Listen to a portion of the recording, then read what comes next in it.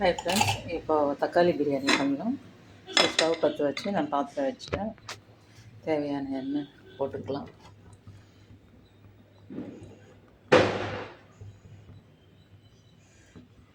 ஒரு 3 ஸ்பூன் போடலாம். 3லேருந்து 4 ஸ்பூனு எண்ணெய் காஞ்சதும் வெங்காயம் போடலாம். தக்காளிக்கு ரெடி பண்ண ஐட்டம் பார்க்கலாம். வெங்காயம் வந்து ஒரு 3 வெங்காயம், சின்னதாக இருந்தால் 3 வெங்காயம் கட் பண்ணிக்கும், பெருசாக இருந்தால் 2 போகிறோம். நான் வந்து ஒரு 200 கிராம் அரிசி தான் நான் போடுறேன். பாசுமதி ரைஸு ஆல்ரெடி தண்ணியில் நான் நினச்சி வச்சுருக்கேன்.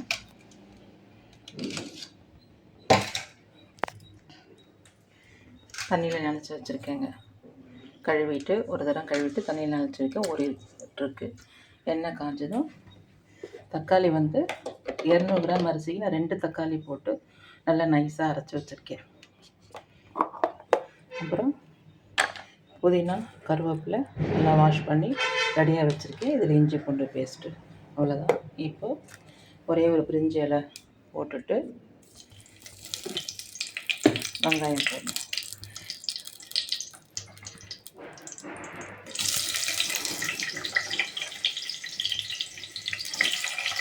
ரெண்டு பச்சை மிளகாய் கீரி போட்டுக்கிறேன். இது வெங்காயம் நல்லா வதங்கணும், நல்லா ஒரு மாதிரி ரெட் கலரில் மாறணும். அது வரைக்கும்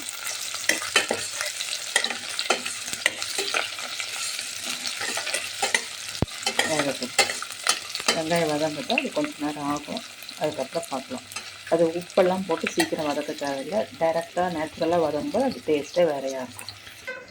வெங்காயம் வதங்கட்டும். இப்போ நம்ம அரிசியை வந்து இதுலேயே போட்டு வறுத்து செய்ய போகிறோம். அது மாதிரி பண்ணும்போது இன்னும் நல்லாயிருக்கும் இந்த டேஸ்ட்டு. அரிசி ஒன்றோடு ஒன்று தனித்தனியாக இருக்கும். ஸோ இது வந்து 200 கிராம் தண்ணி.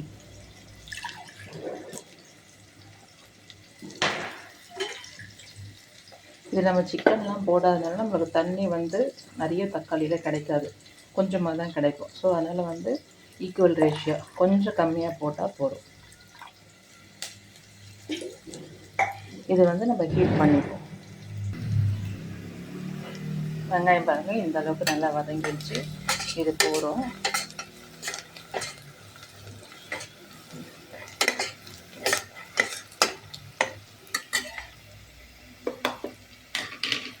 நம்ம அரைச்சி வச்சுருக்கோம் இல்லைங்களா, இந்த தக்காளி இதில் போட்டுட்டு தக்காளி நல்லா வதங்கி வரணும். தக்காளி வைக்கிற தண்ணியெல்லாம் வந்து சுருண்டு வரணும். அதுக்கப்புறமா தான் மிளகாய் பொடி, மஞ்சள் பொடி கொஞ்சம் போடணும். இப்போது நம்ம வாஷ் பண்ணி வச்சுருக்கிற புதினா, கொத்தமல்லி, கொஞ்சோண்டு கருவேப்பிலை அதையும் அதில் போட்டுருவோம். அந்த தக்காளியும் அந்த புதினாவும் நல்லா வதங்கும் போது ஸ்மெல் நல்லா சேர்ந்து வரும்.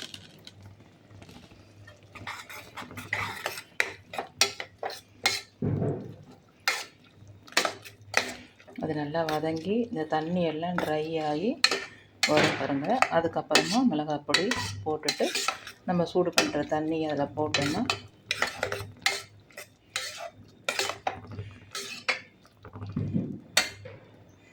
இதில் கொஞ்சோண்டு இஞ்சி பூண்டு பேஸ்ட்டு போட்டுடலாம். இப்போது இந்த சாதத்துக்கு 200 கிராம் அரிசிக்கு இந்த இஞ்சி பூண்டு பேஸ்ட் போடும்.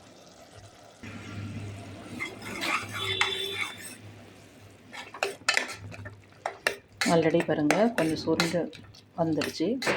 அந்த தக்காளி, வெங்காயம், புதினா எல்லாம் அந்த ஃப்ளேவர் பார்த்திங்கன்னா நல்லா வாசம் வருது. நீங்கள் செஞ்சு ட்ரை பண்ணி பாருங்கள். பிடிச்சிருந்தா கமெண்ட் பண்ணுங்கள், லைக் பண்ணுங்கள், ஷேர் பண்ணுங்கள், சப்ஸ்கிரைப் பண்ணிக்கோங்க.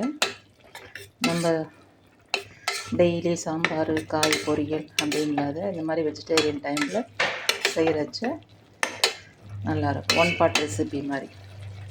இது நல்லா இன்னும் ட்ரை ஆகட்டும். ஆனதுக்கப்புறமா பொடி ஐட்டம்லாம் போடலாம். பாருங்கள் நல்லா சுருந்துடுச்சா தண்ணி. பாருங்கள் ஃபஸ்ட்டு எவ்வளோ இருந்தது, இப்போ எவ்வளோ இருக்குது.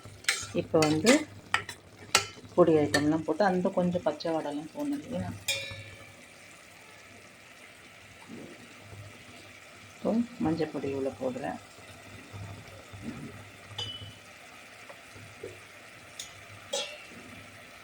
ஆல்ரெடி 2 பச்சை மிளகா போட்டதுனால இவ்வளோ பச்சை மிளகா பொடி போடும். இது வந்து வெறும் மிளகா பொடி. கொஞ்சோண்டு சோம்பு, மிளகு போட்டு அரைச்சி வச்சுருக்கேன். இது ஹோம்மேடு தான், இது கடையில் வாங்குறது கிடையாது.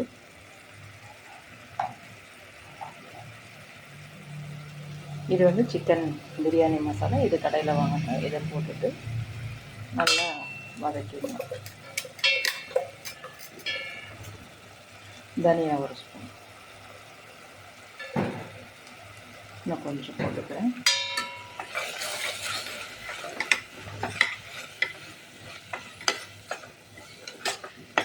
இது கொஞ்சம் நேரம் வதங்கிச்சா இப்போ வந்து நம்ம அரிசியை ஊற வச்சுருக்கோம் இல்லையா, இந்த தண்ணியை வடிகட்டி அரிசி இதில் சேர்த்துடலாம். ஸ்டவ் வந்து சிம் பண்ணிடுவோம். அரிசியை போட்டுட்டு பொறுமையாக இது கலரி வேணும் கொஞ்சம் நேரம். இந்த அரிசியை, மிளகாப்பொடி, தக்காளி எல்லாம் அதில் அரிசியில் வந்து சேர்கிற வரைக்கும் நம்ம வறுத்துட்டு அதுக்கப்புறம் ஹீட் பண்ணி வச்சுக்கிற தண்ணி அதில் போட்டோம் அப்படின்னா இன்னும் சீக்கிரமாக சமையல் முடிஞ்சிடும். இது அப்படியே இருக்கட்டும். இப்போ பார்க்க எவ்வளோ நல்லா இருக்குது. தக்காளி எல்லாம் அரைச்சி போடும்போது அது ஒரு டேஸ்ட்டு வேறு மாதிரி இருக்கும். கட் பண்ணி போட்டு செய்கிறதுக்கும் இது வாயில் கிடைக்காது, அப்படியே சாப்பிட்றதுக்கு நல்லாயிருக்கும் டேஸ்ட்டு. இது கொஞ்சம் நேரம் ஆகட்டும், ஒரு 2 நிமிஷம். பாருங்க, அரிசி தக்காளி எல்லாம் ஒன்றா சேர்ந்துடுச்சு. ஸ்டவ் கொஞ்சம் அதிகப்படுத்திடுவோம். ஸ்டவ் அனல்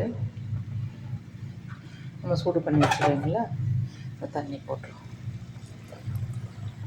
அது கரெக்டாக மெஷர்மெண்ட்டு, இதுக்கு எவ்வளோ தண்ணி வேணுமோ அதை அளந்து வச்சுருக்கேன். அவ்வளோ. இது கொதி வந்தோடனே தண்ணி கொஞ்சம் சுண்டினோடனே ஒரு ஸ்பூன் நெய் போட்டுட்டு நம்ம தம் போட்டுடணும். தம்முன்னா நான் தவாலாம் வைக்க மாட்டேன், அப்படியே ஸ்டவ் கம்மி பண்ணிவிட்டு மூடி போட்டு விட்ருவேன்.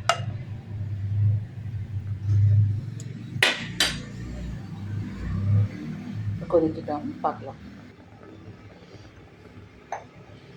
இப்போ இதுக்கு தேவையான அளவு உப்பு நான் 200 கிராமுக்கு ஒரு ஸ்பூனு கொஞ்சம் போட்டுக்கிறேன். இது கரெக்டாக அளவு எனக்கு எப்போவுமே.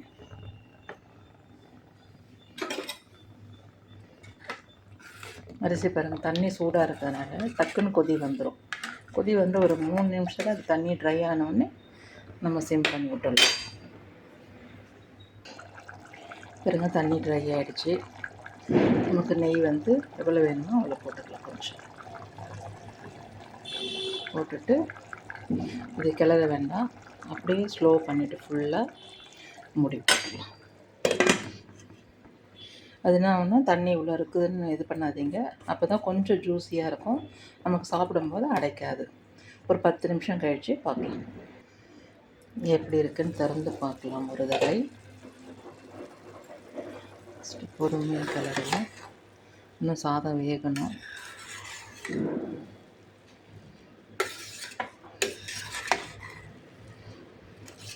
தக்காளியே இல்லை பாருங்கள், அப்படியே மேஷ் ஆகிட்டு. இது வந்து பசங்க வந்து இந்த தக்காளியெல்லாம் தூக்கி போட மாட்டாங்க, நமக்கும் வேலை மிச்சம். மறுபடியும் மூடி போட்டுருக்கேன். இன்னும் ஒரு 5 நிமிஷம் ஆகும். ரைஸ் ஆகிடுச்சா பார்க்கலாமா? பாருங்க, ஆகிடுச்சு. தண்ணி எல்லாம் இல்லை பாருங்க. இதே போல் அடிக்க பாருங்க, ஒரு சாதம் கூட ஒட்டாது உங்களுக்கு, அப்படியே க்ளீனாக வந்துடும்.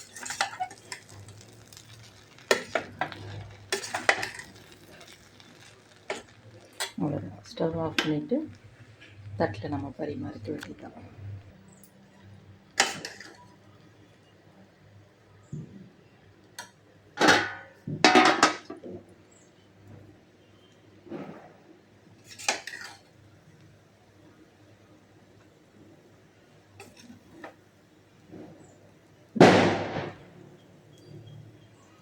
ஸோ இதுக்கு சைட் டிஷ்ஷாக தயிர் பச்சடி இல்லை சிக்கன் 65 எதுனாலும் வச்சுக்கலாம். தேங்க்யூ. பிடிச்சிருந்தா லைக் பண்ணுங்கள், சப்ஸ்கிரைப் பண்ணுங்கள். தேங்க்யூ.